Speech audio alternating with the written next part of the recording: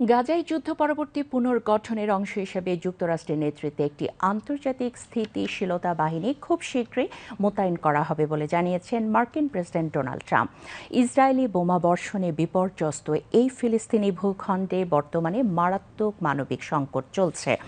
জাতিসংঘ নিরাপত্তা পরিষদ এই সপ্তাহে গাজায় 2 বছরের জন্য একটি অন্তর্বর্তী প্রশাসন ও স্থিতিশীলতা বাহিনীর অনুমোদন নিয়ে আলোচনা শুরু করতে যাচ্ছে। এই বাহিনী মূলত নাগরিক সুরক্ষা, সীমান্ত নিরাপত্তা এবং ফিলিস্তিনি পুলিশ প্রশিক্ষণের দায়িত্বে থাকবে। জাতিসংঘ মহাসচিব অ্যান্তোনিও গুতেরেস বলেছেন, গাজায় যে কোনো বাহিনীর অবশ্যই পূর্ণ আন্তর্জাতিক বৈধতা থাকতে হবে যাতে তারা ফিলিস্তিনিদের সহায়তা করতে পারে। এদিকে ফিলিস্তিনির গাজায় জাতি হত্যার অভিযোগে ইসরায়েলের প্রধানমন্ত্রী বেনিয়ামিন নেতানিয়াহু এবং দেশটির শীর্ষ পর্যায়ের কয়েকজন কর্মকর্তার বিরুদ্ধে তুরস্ক গ্রেফতারি পরোয়ানা জারি করেছে।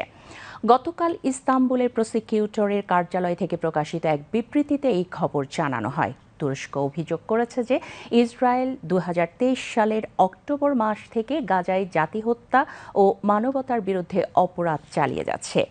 এই গ্রেফতারি পরোয়ানা জারির তালিকায় মোট 37 জন সন্দেহভাজন রয়েছেন, যদিও ইস্তাম্বুলের প্রসিকিউটরের কার্যালয়ে বিবৃতিতে পূর্ণাঙ্গ তালিকা প্রকাশ করা হয়নি।